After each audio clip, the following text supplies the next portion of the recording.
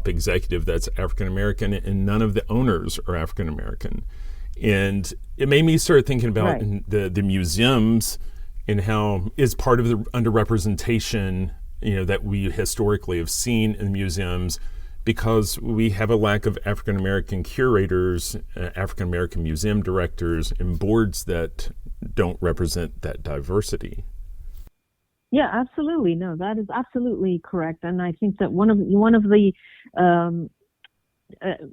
curators I quote, she's an academic, a curator, and an artist, is Coco Fusco, and she says it very clearly. She says, until we see black men and women, individuals on boards running museums, and until we see, works by black artists acquired en masse to enter the collections of those museums, this change is, it's going to be kind of cosmetic. She said it's all well and good to put exhibitions of African American artists on, but for real change, you really do need to see, exactly what you said, Craig, which is, the chiefs, the board members, museum directors, the curators. You just really do need to see change, trickling through all of those categories. Sure, and I wrote down this quote, and it may have been Coco Fusco who quoted in your book, but I thought it was really interesting. A quote said, "You're not changing things by being another room full of white people deciding what people of color want to get or experience." I think that was coming from one of these social media feeds where people complain. It's called cancel art galleries, I think, or cancel change the museum. I think it came from there, and it's an anonymous. It's some of these anonymous comments that people put up on these Instagram feeds. Continuing down the path of underrepresentation, the underrepresentation of women historically in collections, and just the washing away of female contributions over the history of the art canon is something else you talk about in the book. And I think you kind of phrase it this way in the book, that consciously we know that women are underrepresented, but when you start looking at the data, it's kind of shocking just how underrepresented. Can you talk a little bit about that?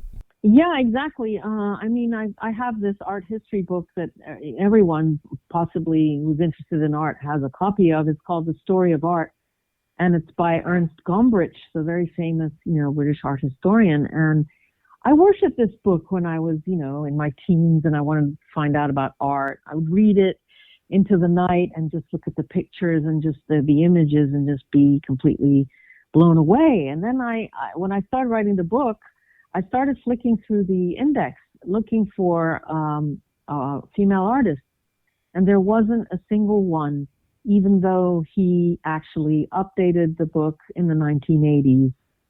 So he did have a chance, to incorporate some female artists in the 1980s when he did the final edition, and there was still not a single female artist anywhere.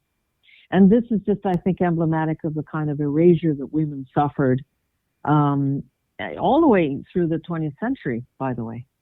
And I explain that in the book. There is kind of reason for it, but it is shocking.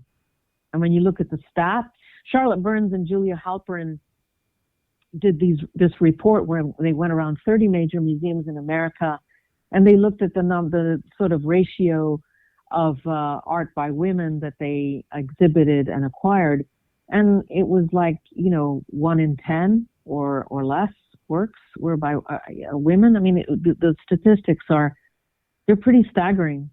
They're staggeringly low. One of the things that just seems so paradoxical when I think about that is when you look at, for example, when you look at the enrollment at the Art Institute of Chicago. The Art Institute of Chicago has 3,200 students. 800 of them are male, 2,300 of them are female. And it's like, it's 3-to-1 female to male, but, when you look at, what's being represented on the walls of the museums, it's, just so far from that. And I think historically there's been a narrative that I think you titled that chapter, Just Not Good Enough. Yeah. right? Yeah. Which was really a false narrative. I right? mean, these titles are in jest, as you know. I mean, I'm not saying that women are not good enough. Yeah, these are kind of funny. Yeah.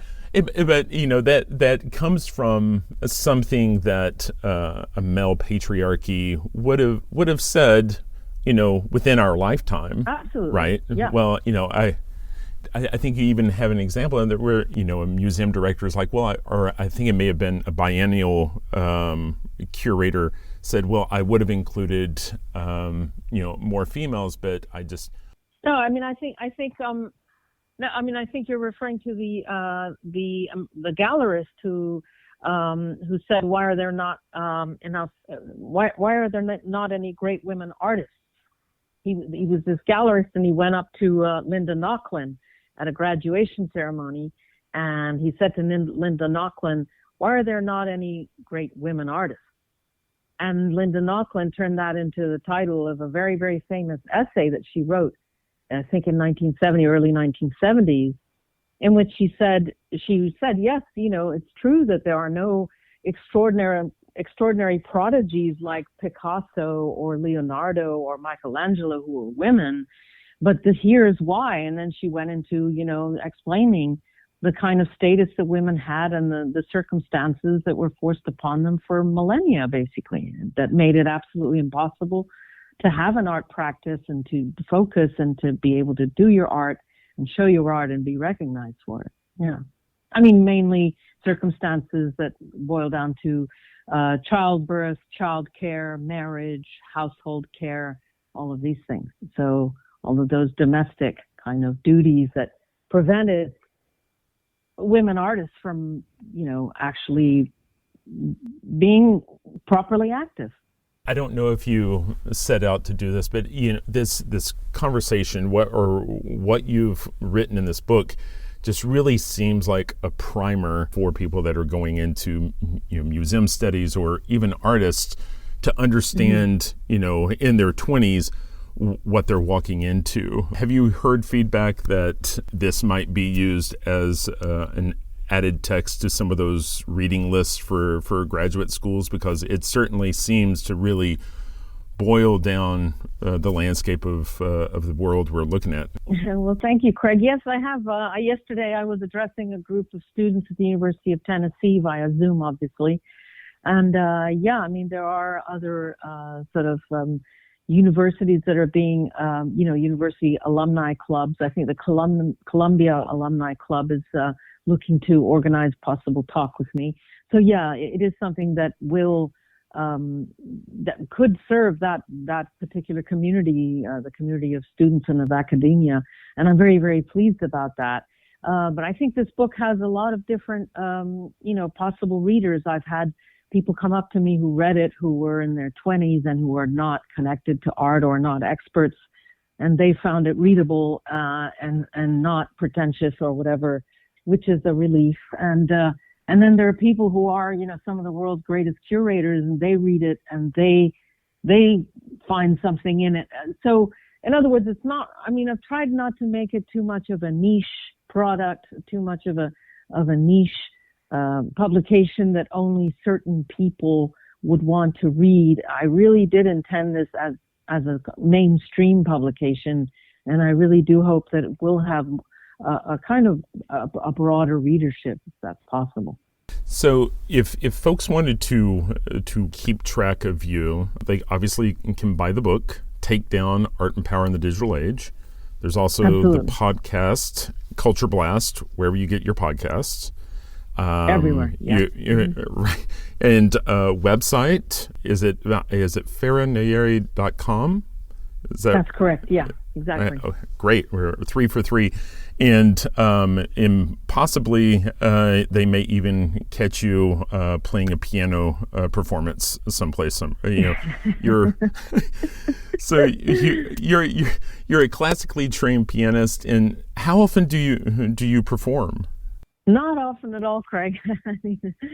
I performed a number of years ago, and I haven't performed since because I didn't want to make piano my profession. Although the question did come up when I was in my teens. I had an extraordinary professor, Sylvie Albert, and And she asked me if I wanted to make this my profession, and I said I didn't, because by then I decided I wanted to be a journalist. I was very excited by journalism, from the age of about 10 or 11.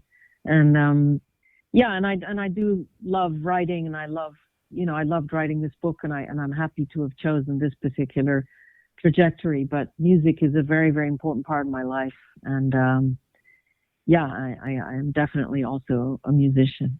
So one last question is, your job title gives you the opportunity to talk to all types of artists all over the world. What is your most memorable experience getting to meet one of these creators? So, Craig, I mean, I don't, the artists that I interview, they're a bit like my children in some way. These stories are like babies, and I really adore. I mean, I sincerely have deep appreciation for all of the artists that I interview, and I'm not being polite. I really do have an incredible admiration for all of them, and affection also for some of them. But there is one who I'd like to bring up, and she was an artist as much as an architect, because she's passed away, and she's someone I grew reasonably close to, or grew to get to know, is Zaha Hadid, the late Iraqi-born architect. She was an extraordinary woman. She was the world's most famous woman architect, and still is, by the way. And no one has really surpassed her. And she was also the first woman ever to win the Pritzker Architecture Prize. And I had a very memorable interview with her. She never really let people in, but maybe because I was from Iran, she felt that I wasn't maybe going to misrepresent her. And I had a memorable interview in her apartment in London, where we were sitting at a curvy table that she had designed, and there were vases of her design, and she was sitting under a skylight and in front of a painting of her that she had done. And that was just in which she kind of really told me the story of her life, starting in Baghdad and working her way all the way up to the present. And I will always remember that. I took a picture of her that I treasure, and that will be definitely one of the memorable ones. Absolutely. Well, she was incomparable, and it was a shock to learn of her passing, and Exactly. It was a real loss for the art and architecture space both. I mean, her work was truly visionary, and so absolutely, exactly. Farah, I can't thank you enough for your time today. My pleasure. I feel like I could keep on talking about these things for another hour. But, I really do appreciate your time, and hopefully, our conversation has been informative and enough that folks are encouraged to go out and read the book and buy an extra copy to give to a friend. And so, I hope so. Thank you so much. That's all the time we have for this week. You've been listening to Art Sense. You can find the show on Apple Podcasts, iTunes, Google Play, Stitcher Radio, Spotify, or your favorite podcast app. If you've enjoyed this podcast, be sure to subscribe, and while you're there, please rate the show and leave a quick review. Your feedback is the key to other folks finding us. If you'd like to see images related to the conversation, read a transcript, and find other bonus features, you can go to cambia.art and click on the podcast tab. If you'd like to reach out to me, you can email me at craig@cambia.art. Thanks for listening.